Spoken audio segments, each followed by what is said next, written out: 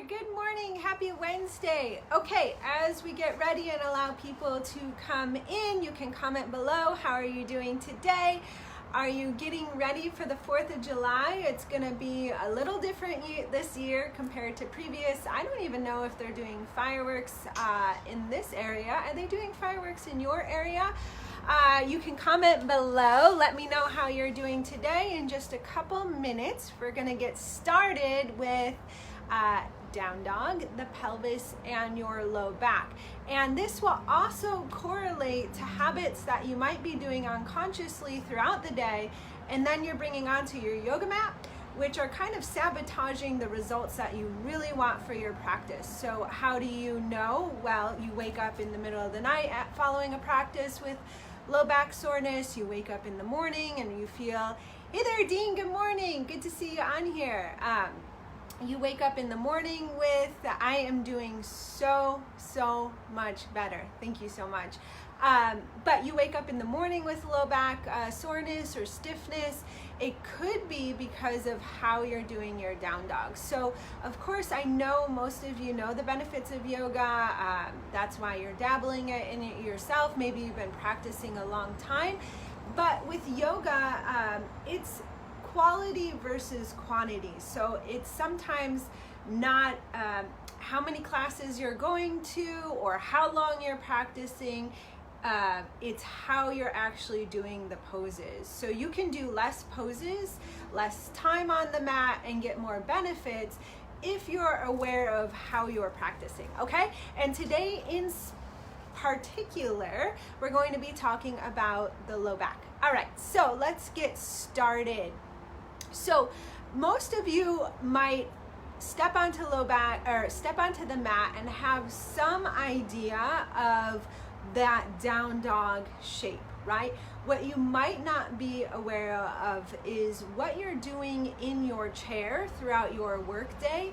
You might unconsciously be bringing onto the mat into your down dog, and then that's not going to get you the results that you want. So comment below if you've done down dog, but you're unsure that if you're doing it right, you're unsure of alignment tips or cues that you should be aware of. Let me know where you guys are in your down dog practice, because it's one of the most common poses. Whether you're a beginner, it's in most beginner classes, whether you're practicing for therapeutically like I have been these days, and it's even in most therapeutic yoga classes except for restorative.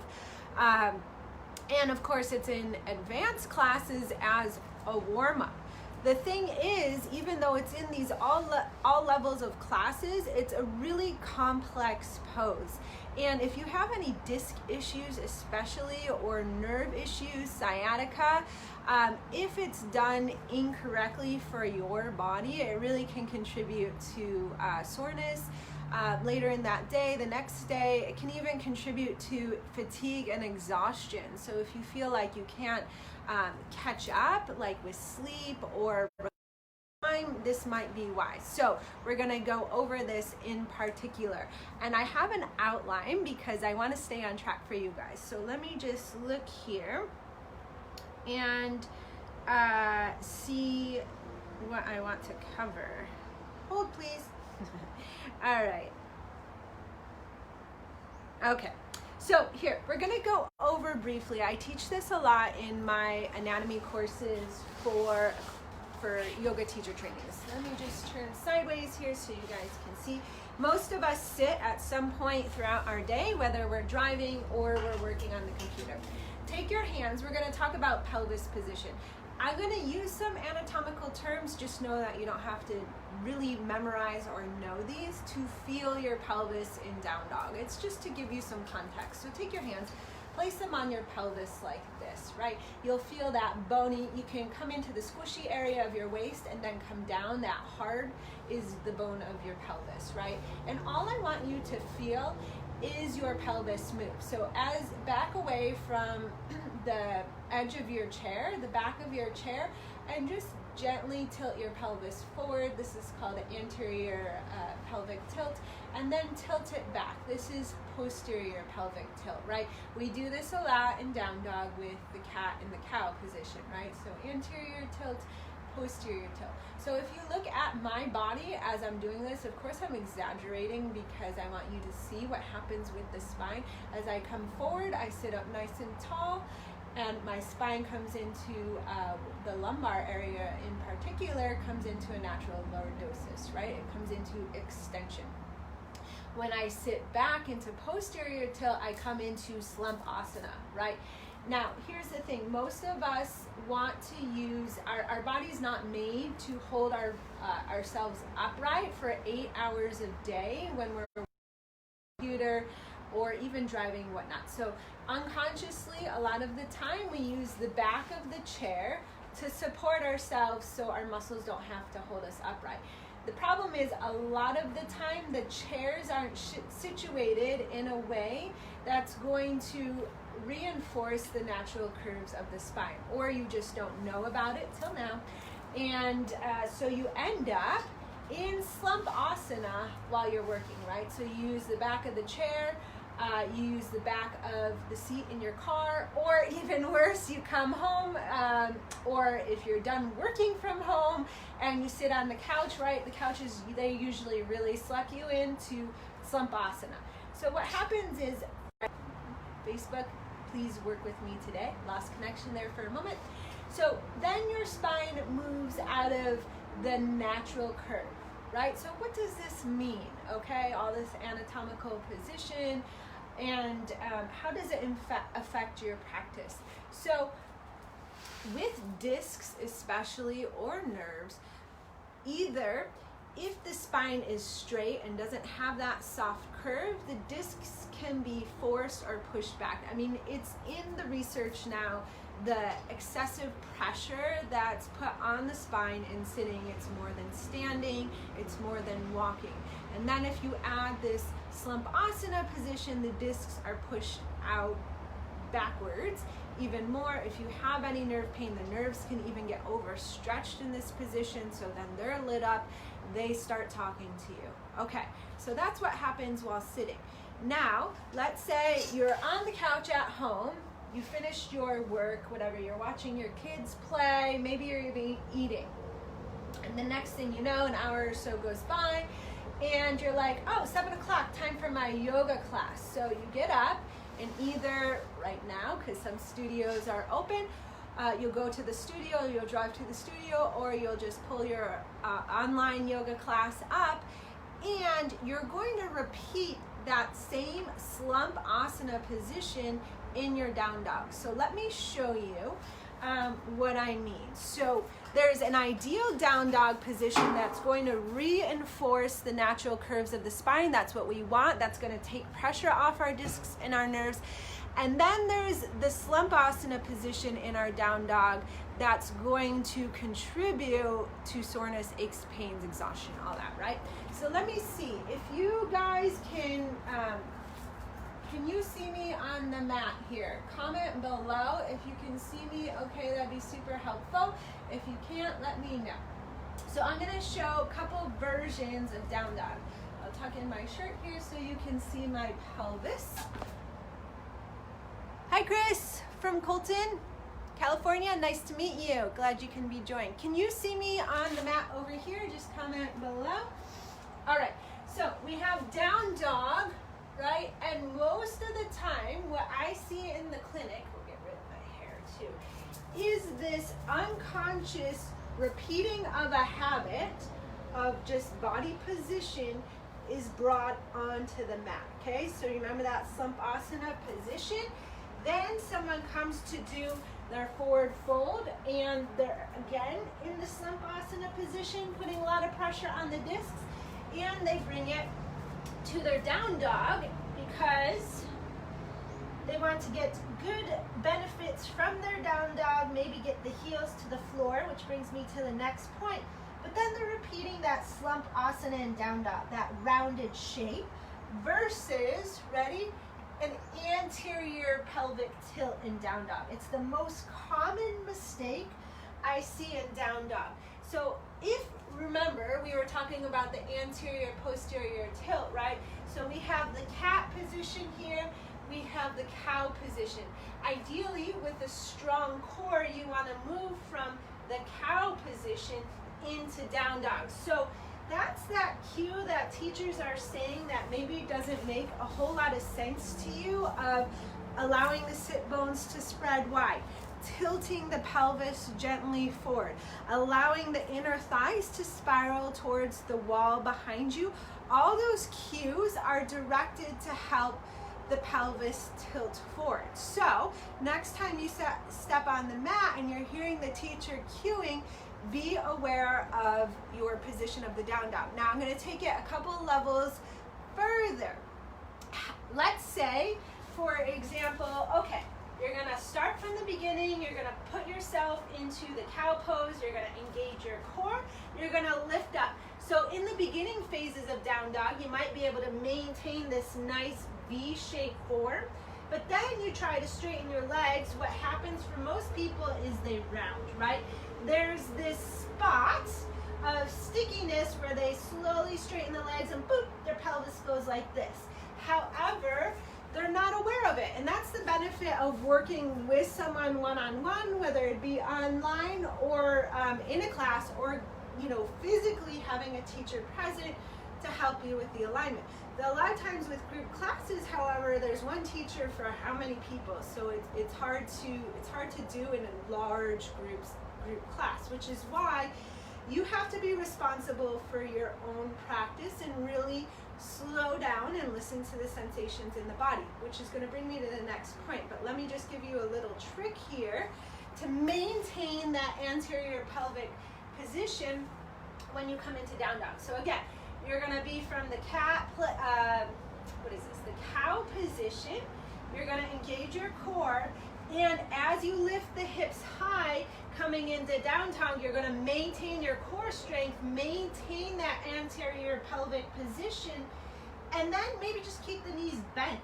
That is your down dog position. It might be more like an awkward frog type position, and that's totally fine, unless you can straighten your legs and maintain that anterior pelvic position. Like, I'm a little tight right now, so even right now I'm starting to move into the posterior pelvic, but now I have it, okay?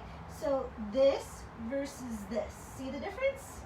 Okay, now that you've got the physical position, let me talk about another area where commonly, why does this happen, right? So maybe you even know all this. Maybe you're aware of your pelvic position. You're aware that the spine should be long, and you want to have that nice V-shaped position versus a U, right? The question is, why aren't you doing it on the mat? The first step is awareness always. So you have to be aware about what's going on in every single pose. So we're going to just use down dog here as our example for today. So why would you unconsciously choose to do the U shape versus the V shape? Again, as I mentioned, it could be because of unconscious habits, right? You're doing it in life, day to day, moment to moment, and then you just unconsciously bring them onto the mat. The problem is most of you, and I only say this because I know this, are stepping onto the mat because you want to make some type of positive change, whether that's how you feel emotionally or physically. So to create some type of change, you have to slow down and create an awareness of what you're doing. And you might say, well, Alison, I'm using yoga so I can relax and let go. I've got you. Can you relate? That's why I do yoga, right? How about you? Why do you do yoga? Comment below. The problem is when you're doing your hatha style practice, when you're doing your vinyasa style practice, pretty much any style of yoga except for restorative, you have to be aware. If you're zoning out, if you're not aware, that's when you're putting yourself at risk for injury, or you're gonna sabotage the reasons why you stepped onto the mat in the first place, right? Whether it's to create flexibility or strength, because your body's gonna move through the path of least resistance. In this case, it's gonna move through the low back, your discs, instead of your hamstrings, which are probably tight in the path of resistance, okay? So what happens unconsciously a lot of the time in yoga is we repeat the pattern, we don't have the awareness, and then we have these sabotaging thoughts going on unconsciously in the background as well. Thoughts as, tell me if you relate to any of these. I have to get my heels to the ground. I want to straighten my legs because I want to stretch my hamstrings. My down dog, I want to put into that V-shaped formation. I just want to warm up my legs and my hips. I need to do my down dog more correctly. I'm here to stretch my hamstrings, right? Any of these thoughts, a lot of the times, come from a place, from an intention of sometimes being mad at our body. So we want to force our body into positions that it might not be ready for yet. And maybe that's because it's only the beginning of the practice. So maybe in the beginning of the practice of down dog, you're keeping your knees bent. 16 minutes later at the end of the practice, when you're warm, or even 45 minutes, half hour later into the practice, maybe you're able to straighten the legs and keep that same shape. However, also maybe it's months or years down the road, then you're finally able to straighten the legs. It doesn't really matter the end result. The more important thing is learning how to feel what's going on in your body at a given moment. And the sensation that you're feeling is a result of the thought that you're telling yourself in a given moment. The problem is a lot of the times when we step on the mat, again, we want to release, we want to let go, we want to bliss out, and we zone out and we're not paying attention. And when we're not paying attention to what we're doing physically, and we're not paying attention to how or what we're thinking during the practice, that's when we're sabotaging our results, and that's when we're not going to get the changes that we want. Okay, so a couple takeaways for this morning. Paying attention to the physical position, especially in your down dog. How do you sit in life? Are you bringing that onto the mat? Maybe you sit well. You use the back of the chair, you have your pelvis in a nice position, and maybe you bring that onto the mat. That's awesome. 2 thumbs up. Keep it going. Give yourself a pat on the back. Maybe it was what I was describing. Now you have an opportunity to change, right? And that might take some time, may take some repetition. Actually, I'm going to throw in the comments right now the link to the podcast, which I break it down in a very common scenario, or a very common thought of, I don't have enough time. Can you relate to that thought? I for sure can. And let me see if I can do this real quickly. So you can listen to this podcast where you can work with the thought of, I don't have enough time, and how that might affect the results that you want or don't want, right? We all have patterns, habits. It allows us to be efficient human beings. Sometimes they work for us, we keep those, we strengthen those.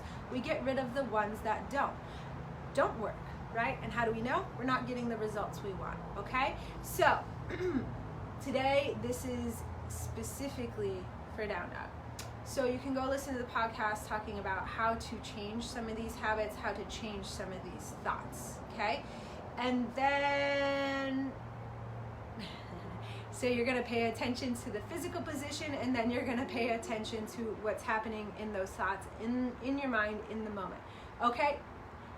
Just for a moment, I'd like you to think about something. This is one pose that's repeated several times, typically in one class. Think about all the poses in the class. Are you able to keep the focus for all the poses in the class of alignment, of thoughts? That is the work of the practice to get change, right? Thanks, Chris. Totally appreciate you being part of this community. Thanks so much for your message. It's messages like what Chris just described that keeps us going, that lets me know that this work is meaningful for you guys, so I love hearing it. Okay, if you want to take this to another level, like maybe you kind of get it, or maybe this is sparking an awareness of other issues maybe going on in your life, difficulty sleeping, again, nagging aches and pains, that sort of thing. I'm happy to work with you. When I get off here, I'll drop, or actually maybe I can do it right now, I'll drop a link in the comments where you can sign up for a free consult. I have a lot of different workshops, programs. I have a new program coming up in September. There's gonna be a very limited number of space. So if you wanna secure your spot now for that program, you can sign up for the consult. We'll just determine if what I have to offer is a good fit for you in any way, different price brackets, or maybe not. And if it's not, then that's okay too. The only way to know, the only way to really move forward is to try. Jump on a free consult if you want to take this to the next level for your body specifically, or for your results specifically. Really great for those of you that are entrepreneurs, just because I too am an entrepreneur, and some of you know that I go through my own health stuff, and I really practice what I preach, and I can teach you the mistakes that I made just so you don't repeat them as well, and how I bring all this into my business so I can get the results I want in my business. Okay, so I'll drop that link in the comments. You can sign up, and next week, same time, same place, we'll have a different topic. If there's a better day or time, I'm kind of working with this in my schedule. For now, I'm going to keep it Wednesday at 9. I know it's a hard time for 9 a.m. Pacific Standard Time. I know it's a hard time for some of you because you have other meetings and stuff going on. Morning! Yes! Also, I have, morning, Katrina. I have a class I'm going to jump to right now that I teach